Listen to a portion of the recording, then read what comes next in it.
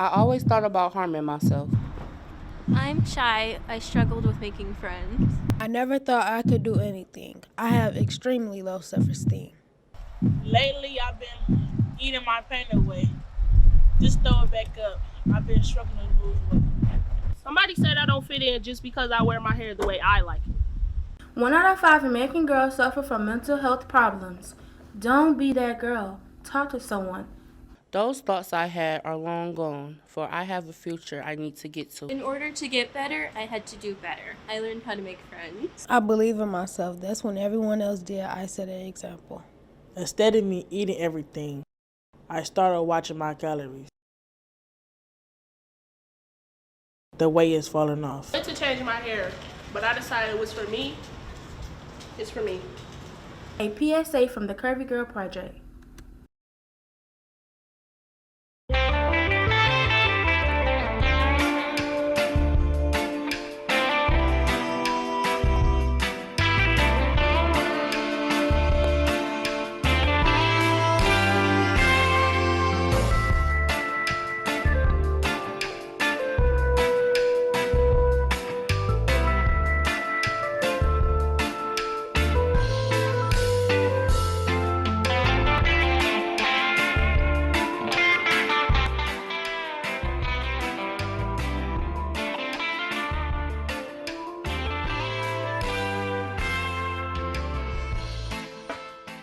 And good morning and welcome to Expose Under the Sun, sponsored by the Detroit Native Sun newspaper.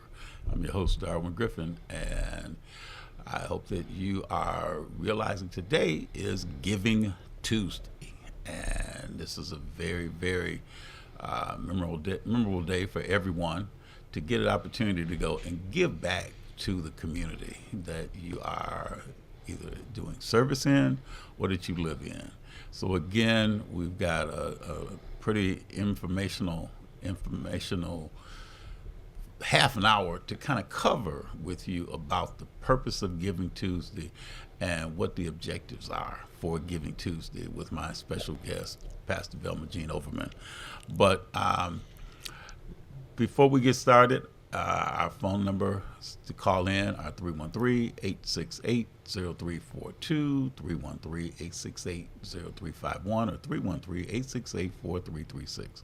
Website is www.tv33whpr.com. And you are watching us live from the phenomenal cities of Detroit, Michigan, under the auspices of the Honorable Mayor Mike Duggan, as well as the phenomenal city of Highland Park, Michigan, under the auspices of the Honorable Mayor Glenda McDonald. But before we get started, just want to say, too, that hopefully everyone had a very, very giving Thanksgiving last Thursday. And we hope and pray that everybody got a chance to go and break bread with those that they love and with others that may not have been in their family, but they were able to go and connect with acquaintances and friends and had an opportunity to go and let people know that they are very much appreciated in your life. So again, I just want to thank everybody for tuning into the show today, and I hope that you get some good information from Pastor Overman regarding about Giving Tuesday today. But so let's get started. My special guest today, she was on the show with us last week. She talked a little bit about Giving Tuesday, and I know she's got some initiatives that she wants to talk about regarding Giving Tuesday through the organizations that she represents. Pastor Velma Jean Overman, thank you, and welcome to Expose Under the Sun again. Good morning, Darwin Griffin. Thank you again for the invite. I'm very excited to be here on actual Giving Tuesday and the opportunity to share some of the work we do in the city of Inkster and out Wayne County with Operation Refuge. And I think I would just want us to think about Giving Tuesday. It is a national day, and it's how can we transform the world ourselves by giving? right? So it's not just in donations, and of course we want you to donate, and I want you to share right now with all of your friends and family, www.operationrefuge.org, where we are a big part of Giving Tuesday, our organization. Not only do we give, but today is a day for you to support us in all the giving that we do. So I'm very excited about that. I want to talk about all of the organizations that serve for food, that works with helping support our youth, that work with our mental health care, that provide services for our seniors like you love to do with the giveaways, and those that are there as far as economic development. There's so much that the nonprofit world does. I know most of the time we never think of Blue Cross Blue Shield as a nonprofit, but it is. So not only is nonprofit someone in your neighborhood that's passing out the turkeys or coats or gloves or backpacks, nonprofit is also the organizations that support in our wellness and in our wholeness. So thank you again for the invite. So talk about how did Giving Tuesday, how did that originate, and what are some of the objectives for Giving Tuesday? Because I know that, how long has it been in the Wayne County area for Giving Tuesday? Oh my God. So Giving Tuesday is a national holiday, and it has been around for many years. Giving Tuesday actually started because they wanted you to reimagine a world built on the generosity of individuals. So I know we've been a part of it for the last 20 years, and it was there long before us. When you said we being Wayne Operation County, Refuge, Operation Refuge, and thank you for reminding me to talk about us, because I do so many different organizations and support, but to really focus in today on the work that we do in Inkster and out Wayne County, I think is very important, and I'm very grateful for this platform.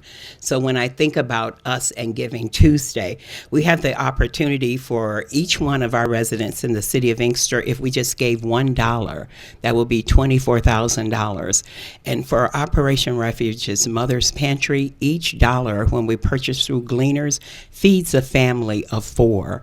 So if your $100 will feed 400 families, imagine the power of that $1 from each person in our community. So today I want to send that challenge out to my city, Inkster. Go onto our page and donate minimal of $1, and then more importantly, share it with your families and friends and your social media platform. We really want to blow this up today. I had this imagination that we can raise $100,000 today, and just to make sure that we know that we operate in the supernatural faith, remember, Inkster, we burned $12 million in debt yesterday, so there is nothing impossible for us. But back to your question, Mr. Griffin. Giving Tuesday has been around for a long time, and we would have to Google to get the exact information. But when you think about organizations like the Kettle Ringers and the Salvation Army, and other organizations like Forgotten Harvest and Gleaners and United Way, and the large organizations, not necessarily philanthropic in receiving, but in their giving. And so Giving Tuesday was birthed out of that, because we can do one thing, writing a check, but when we all get on that same page and that same focus and being generous to others and taking advantage of those opportunities, then that's where this becomes huge. So it's not just Operation Refuge. I've gotten at least 100 emails this morning from organizations across Wayne County and the state of Michigan saying take advantage of this day to open up our hearts, because that's the part that I love about the work that I'm able to do after retirement. It's work that brings me joy. There's a synergy and a fulfillment that I get when I'm a part of change and community empowerment and family empowerment, because we always think large picture, but today there's a mom at the grocery store and she doesn't have enough money for the week. There's a mom that's at McDonald's that's getting one thing to split with a lot of children and taking home a lot of ketchup packages to make soup later. So there's some things happening that we can be very involved with our single dollar as a collective community. So Wayne County, if there's almost 1 million people, $1 to organizations today can be so impactful. And it's not just Operation Refuge, but there's organizations that I know, if you give your dollar, it's being matched by much larger organizations. Can you give the names of some of those organizations? Yes, for sure. I know for certain that the United Way and Forgotten Harvest, they're being matched by Kroger's. Okay. So when you're supporting Forgotten Harvest today with your dollar, those dollars are being matched. So every time you give one, it's great to know that a much larger organization, especially a grocery store, when eggs are $4, they're giving back some of that money. So we are being matched at Operation Refuge by Operation Refuge. So if you give us $1 today, we're going to take some of our unrestricted dollars to match so that we can build out our Boost after school program and Mother's Pantry. So when you look in terms of, say, at the objectives, now you mentioned about giving $1, so that could really amass to a lot of people, especially like you're living in the city of Inkster. But what else can people do around the state or around the country for Giving Tuesday? And besides, if they don't have the money to give, what else can they do? Well, what I would suggest, because this is a great opportunity outside of monetary, right? Okay. So when you think about how can I give today, let's just start in our home. And you know the pastor in me comes out now. So who can I give a word to show that I love them and I value them?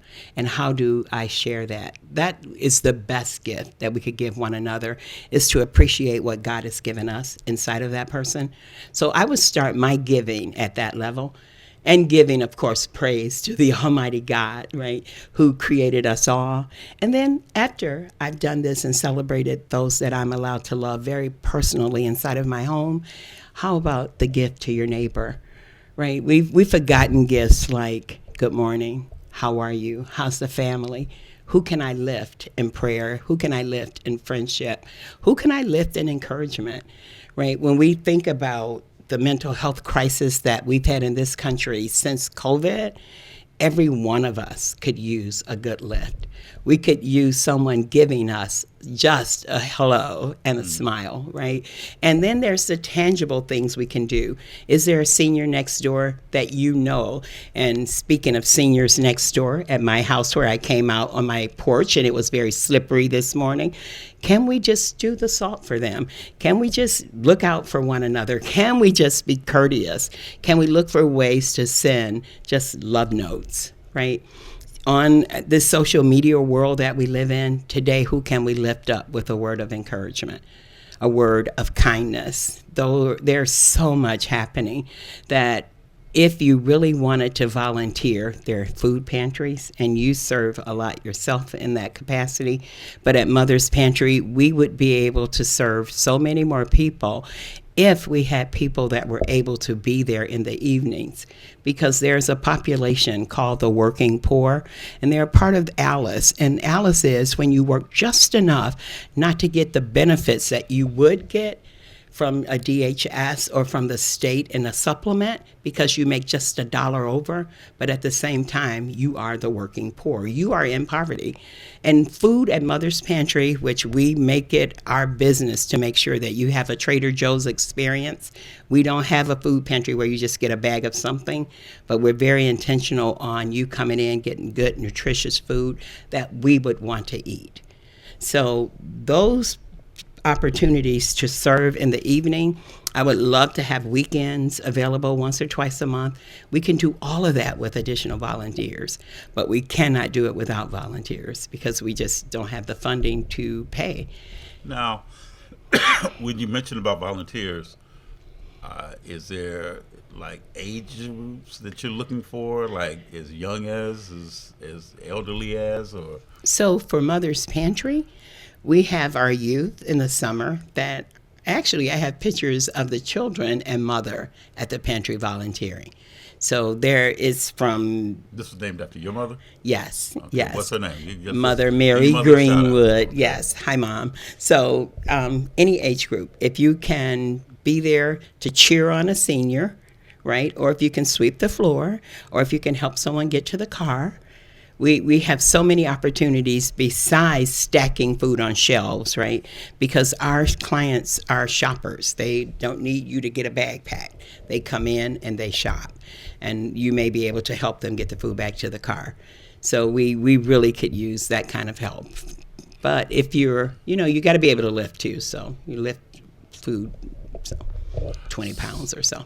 So now the thing is that this being Giving Tuesday, other organizations can do some things like you can do volunteer work, like going to the hospital and being a volunteer at the hospital, going to a kennel and helping in terms of That would be kind of cool, like the pets. Right, because I know Yeah. people that do a lot of things and they pretty much like what they call, my father always said, like pay it forward. Yeah, So it's like you can receive blessings and unexpected blessings. absolutely. But the thing is that you don't want to do anything that could block your blessing.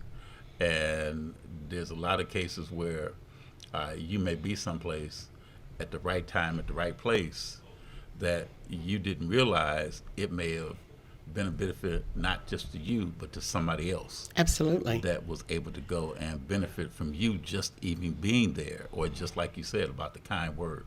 Because that's one of the things that I do on my Measure of a Man page, is that I make certain that people understand that, hey, I may put something out on my Measure of a Man page and say, this is what I've done, like in Giving Tuesday, or giving dinners to Yes. seniors, or to take turkeys to needy individuals. But at the same time, when people see you doing it, just like you at Mother's Pantry, that might encourage them to want to do something as well. So it's Absolutely. like that gauntlet is kind of shared from one person to another to another. And the same thing with the organizations. So just like how what you do in terms of, say, we're trying to encourage people to match donations, that if you have one company that's going to do a donation of, let's say, $5,000, Yeah. now you may put out the clarion calls to other organizations to say, And hey, we're doing that today. and now name some of the people. Are there specific companies that you'd like to kind of, how do I say it, like do the ask to Oh, them? for sure. That you would like to go, and hopefully they may see this telecast, or they may, if they can't catch it live, then they can see it maybe a little bit later.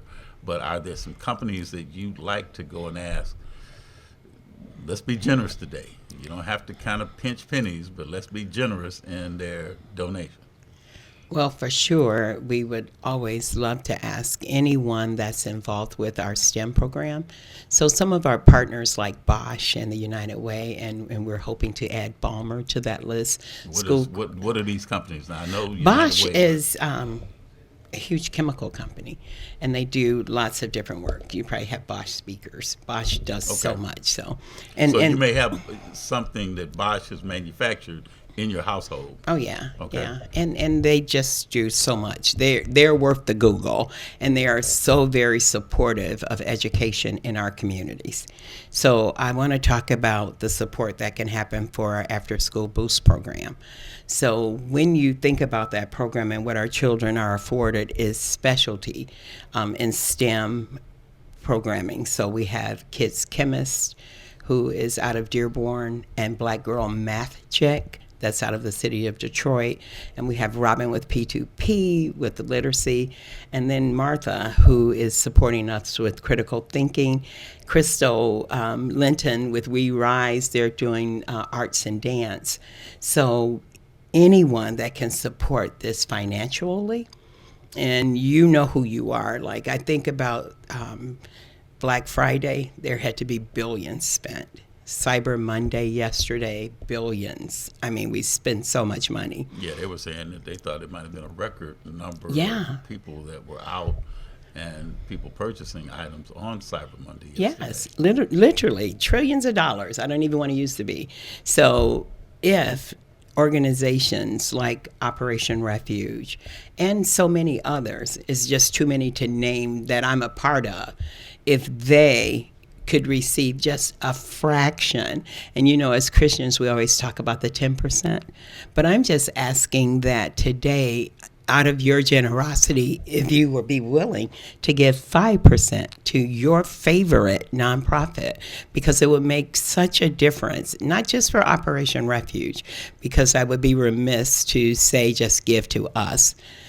Give to your favorite nonprofit, the one that if you could give $1, you would, or if you could give a check for 10,000 or 10 million, you would. Or more importantly, if you could put your hand to the pedal, right? Whether that's I can do your email messaging, I can help you with portfolios, I can build out grants. There's so many things people can bring to the table to help nonprofits.